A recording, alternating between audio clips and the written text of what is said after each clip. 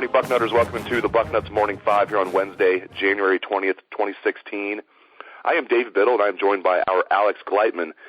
Alex, great job yesterday breaking the story on Curtis Samuel. Unfortunately, it's bad news. Surgery on his toe. From what you're hearing, how serious is it? How long will he be out? Will he be back in time for maybe summer conditioning or training camp at the very latest in August? Just tell the listeners what they need to know about Curtis Samuel. Yeah, so he underwent surgery yesterday on his foot. It's a minor toe injury, I'd call it. Nothing too serious. Recovery time should be about 6 to 8 weeks. It will probably take Curtis out of the beginning part of spring ball.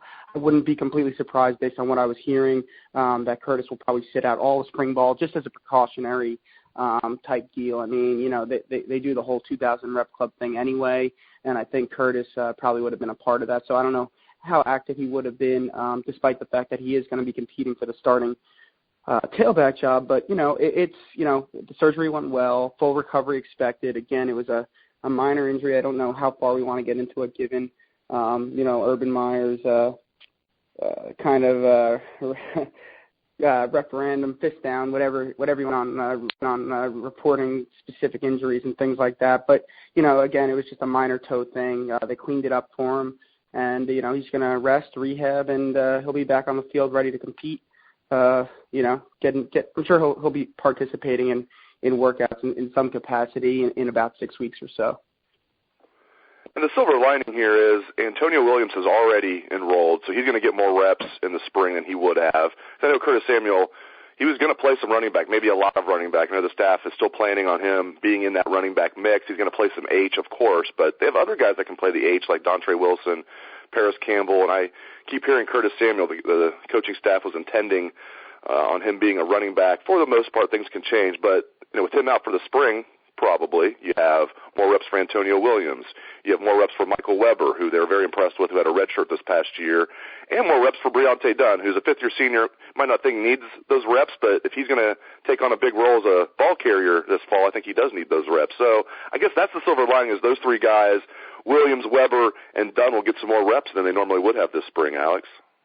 Yeah, definitely, and I think everyone forgets about Briante Dunn. I think this kid's going to come out this spring, this offseason, and his approach is going to be that he has something to prove. You know, he was a former highly recruited prospect, and, you know, it's going to be hard to get all these guys touches, but I think Briante Dunn is going to work his way into the mix somehow, maybe even similar to the way Rod Smith, looked like he was going to work his way into the mix before he found himself into some more trouble off the field and got dismissed from the team. So, I think Briante Dunn's going to surprise a lot of people, and I think it's great for the young guys, Weber and Williams, to get a lot of reps because those guys, I think, could be a big part of the rotation too.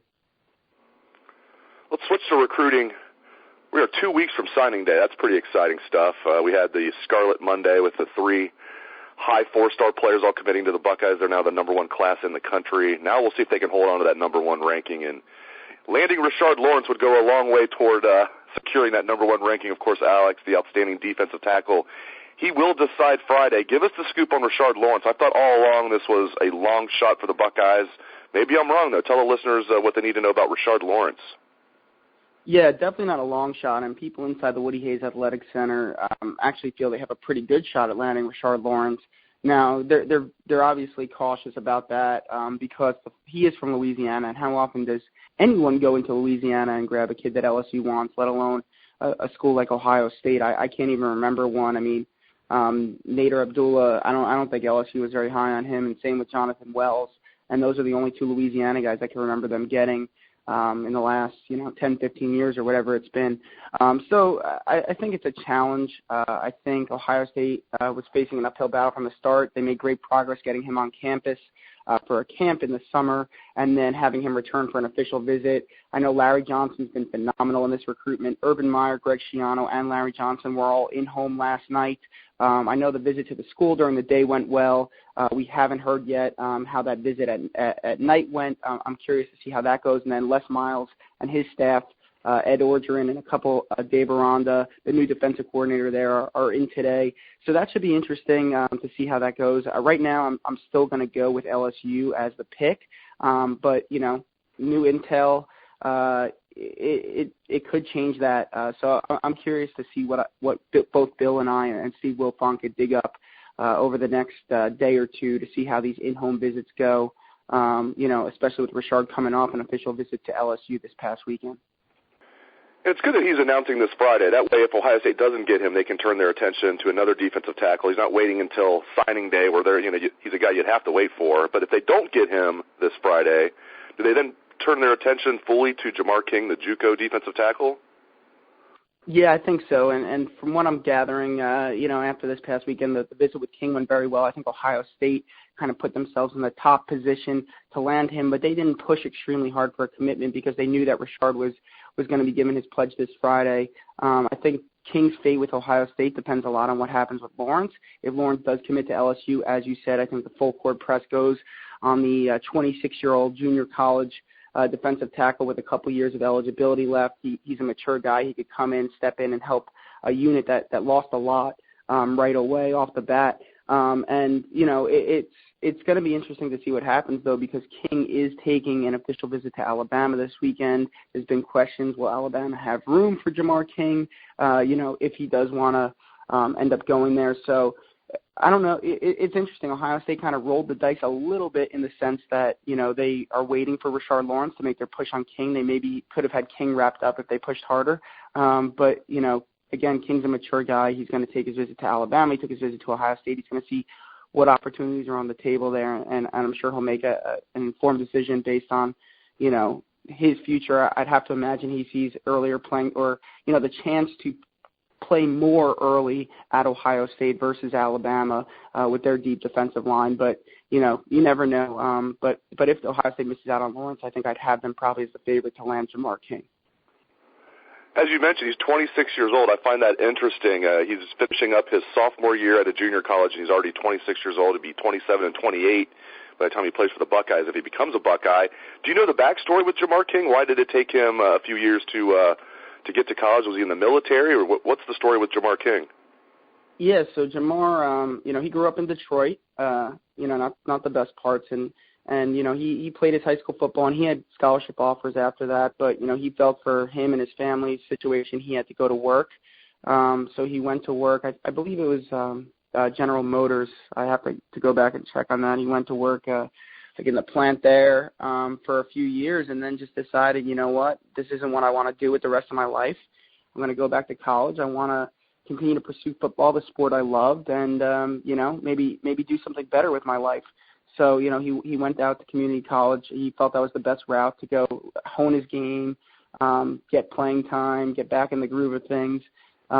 He's going to get his associate's degree this year, and then he's going to enroll in a 4-year college and finish his career as a scholarship player at a big-time school in Ohio State or Alabama, most likely. So, it's really a great story. You got to root for a kid like that who wanted to do something better with his life. But also at the same time was mature enough at 18 years old to say my family needs kind of the money now more than I need to go to college and play football. So it's really an interesting story, and I think it's one that's going to end really well for Jamar. Yeah, what a cool story, as you mentioned. I mean, and it's going to end with him going to one of the two top programs in the country, whether it's Ohio State or Alabama. I mean, I know we're Ohio State people here, but you really can't lose with those two scenarios, and really a rags to riches story. So good for Jamar King. So we'll keep the listeners updated on defensive tackle recruiting. Sounds like it's going to be either Rashard Lawrence or Jamar King. We'll find out soon. Jordan Fuller, another big-time guy on Ohio State's radar from New Jersey, your neck of the woods. Where do you think Jordan Fuller will decide to go, and when is he going to decide? Well, I think it's going to take a lot for Jordan to go somewhere other than Ohio State at this point. Some people were worried about Notre Dame heading into the visit. I think Ohio State has a firm grasp on the lead. I think Jordan's supposed to visit Michigan and then Penn State the next 2 weekends, and then is supposed to make a decision shortly after that. He could wait till signing day, since at that point it will just be a few more days after that. But I think all indications are that the family, his mother came along with him for the trip. It was the first time she'd been at Ohio State. She absolutely loved it. Greg Schiano, who recruited his brother Devin, who's a wide receiver at UCLA, leaving, I think, graduating this year for the NFL. He was headed to Rutgers before Schiano bolted for the NFL, and then Devin went to UCLA. So there was a relationship there already pre-existing, which definitely helps Ohio State in the situation, especially losing Chris Ash, who is Fuller's main recruiter. And I just think the Fullers are sold on Ohio State at this point. Now, a lot could change over the next 2 weeks. We've seen that plenty in recruiting, 2 hours, let alone 2 weeks. So, you got to kind of hold on here and keep pushing forward. But Ohio State's in a really good position for Jordan Fuller, who's, one of the top players in the country, in my opinion. And I think fans are going to be pretty excited to see where he lands in the final top 247 that's supposed to be released later today. That's great news for the Buckeyes, Alex. So that would give them, if they get Fuller, that would give them 22 commitments. If they get a defensive tackle, either Lawrence or King, that would give them 23. How many can they get to in this class? And throw some names at me. Who are some guys that might help close out this class for the Buckeyes? Again, just 2 weeks away from signing day. Yeah, well, I think a lot of people forget. Drew Chrisman has told us on the record that, the plan for him is to come in and redshirt his first year, obviously under Cam Johnson as the punter, but also pay his way the first semester. So he would technically be a walk-on for a semester, and then would be a scholarship player come January in second semester, which helps the Ohio State scholarship numbers. It's great that Drew's in a position to do that, and totally a selfless move on his part. So that kind of gives you a scholarship. But I think Ohio State's going to end with 4 more players at this point. As we talked about, a defensive tackle, either Lawrence or King, I think one of those guys. I think you talk about Ohio State wanting now 2 more defensive backs. They lost, I think, a little bit more than they thought they would this offseason.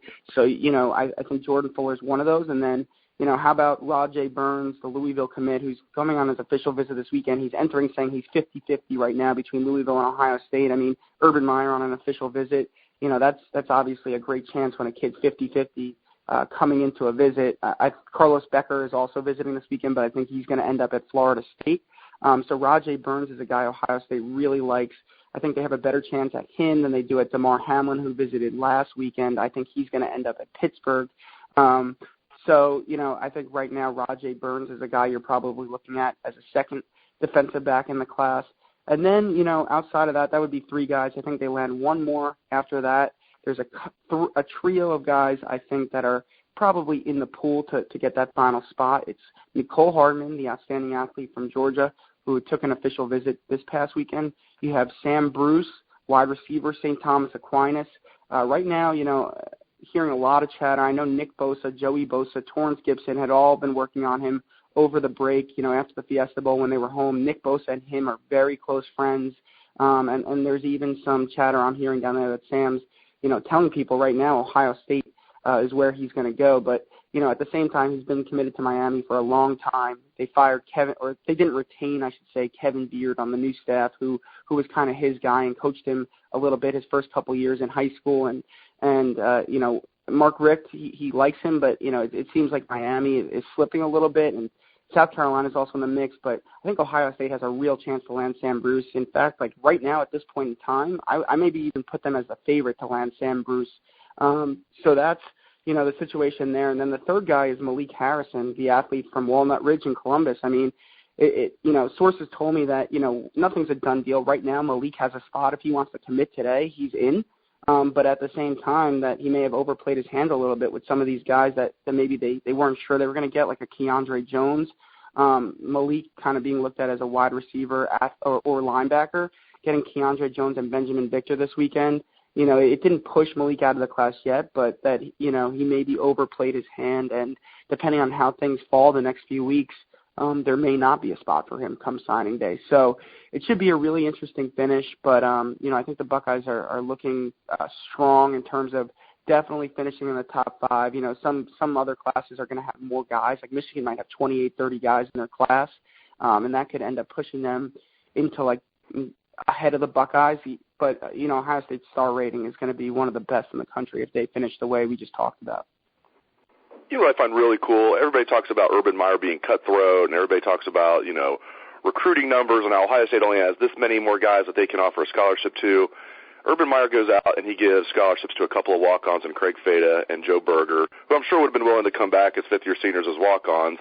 And if he doesn't give them scholarships, that gives him 2 more spots in this 2016 class that he can play with. But those guys more than earn the scholarship, and those guys are on scholarship, and I love that. sometimes you see walk-ons, Alex, as you know, get scholarships, like in fall camp when they know they have a couple extra scholarships. Nothing to lose at that point if you're the program. It's not like you can get any recruits at that point. But they could actually have 2 more spots in this class to give scholarships to recruits. And they said, no, we're going to give them to Craig Fada and Joe Berger. I think that says a lot about Urban Meyer and just the program in general. I just want to get your thoughts on that. Yeah, I think it's awesome. I will say, we don't know the situation. Like, it could just be because walk-ons could get scholarships on a semester-by-semester basis. So this could just be just for the second semester this year and then kind of see how the numbers shake out in the fall.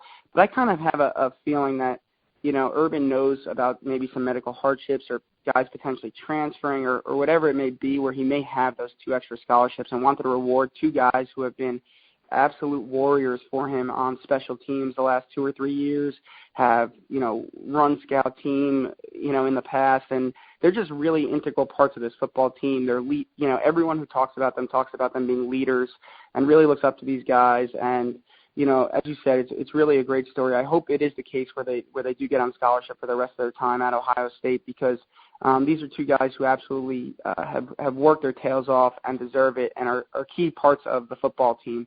Both on and off the field.